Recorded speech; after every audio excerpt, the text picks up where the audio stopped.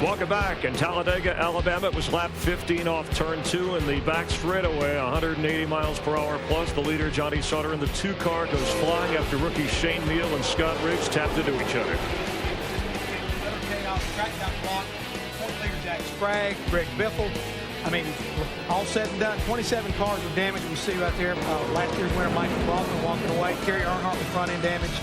A lot of cars had to wait for the red flag to be over with before they could start working the cars, and they broke out the hammers. It was about a 40-minute delay. The only injury, Mike Harmon, the driver, needing stitches in his tongue. Amazingly, 15 cars did return. 10 were officially out at that point. The Subway race summary, you see pole sitter Johnny Sauter led the first 11 laps before that spectacular 27-car crash.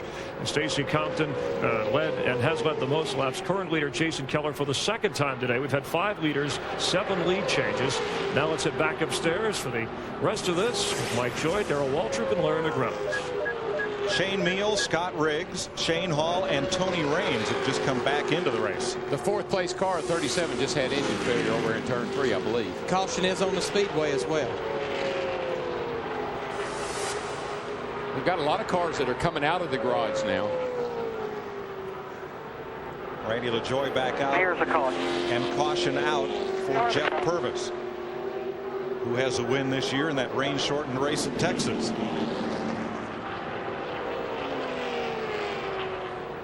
Now Riggs' car doesn't look too bad after all the damage it sustained in that crash. Not at all. Tail section missing like that, DW, that'll sometimes help the way the old car run a little bit. That's not a bad thing. Not at all. They put a whole new nose on it.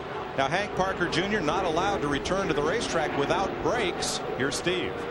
Hey, let's find out what's going on. Hank, you had a plan to run with Jeff Purvis, try to run down the pack, but you're out of the race car. Tell us about the brakes.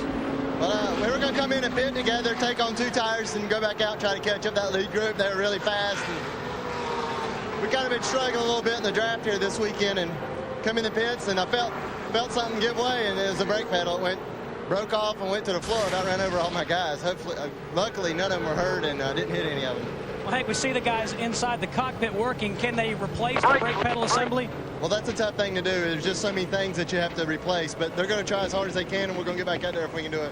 All right, good luck. Thanks, Hank. Thank you.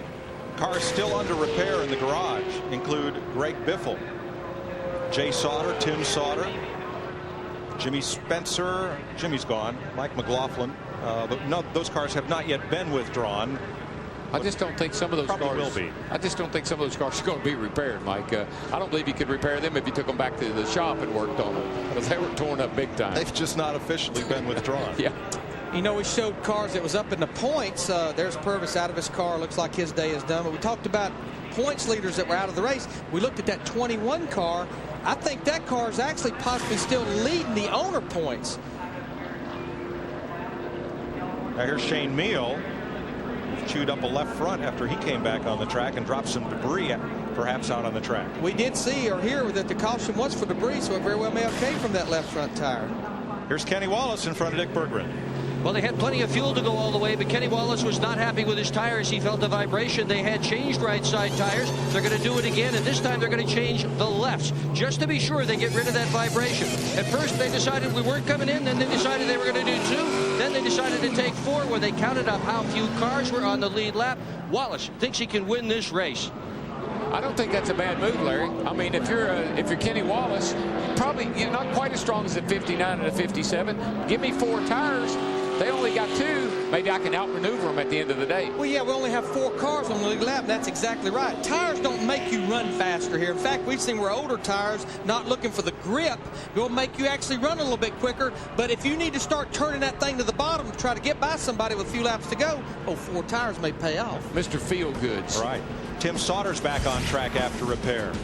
Today reminds me of a race here when Neil Bonnet fell out of the race while leading, and I said, Neil, who's got a good shot? He says, pace car to win this thing.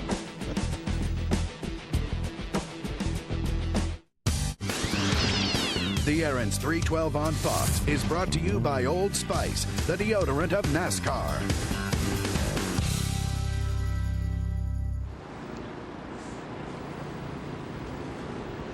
Welcome back to Talladega, where caution is out for a combination of Jeff Purvis's engine problem and the cut down left front tire on Shane Meal.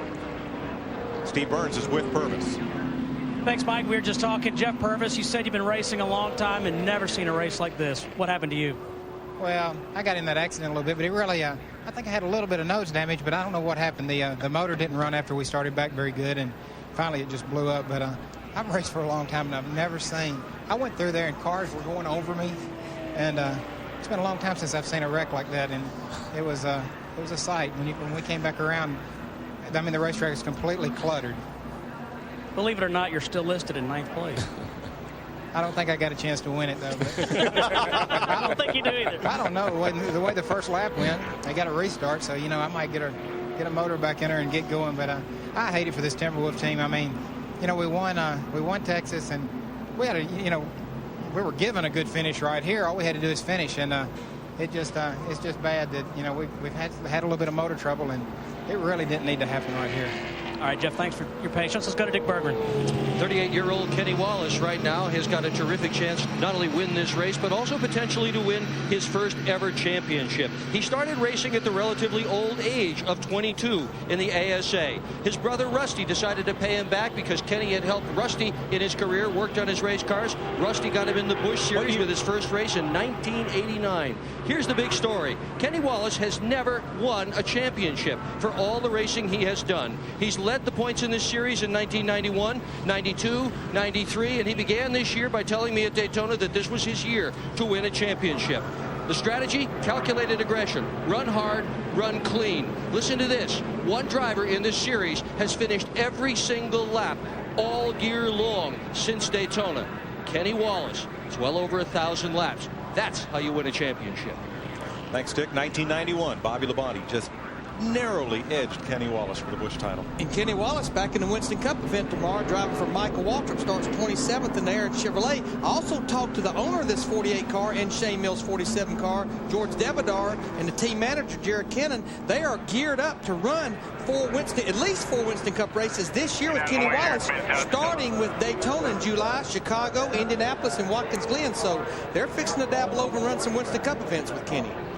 One of several Busch Series teams taking a hard look at moving to the Winston Cup Series. Finishing up cleanup from this caution, we'll go racing when we come back to Talladega on Fox.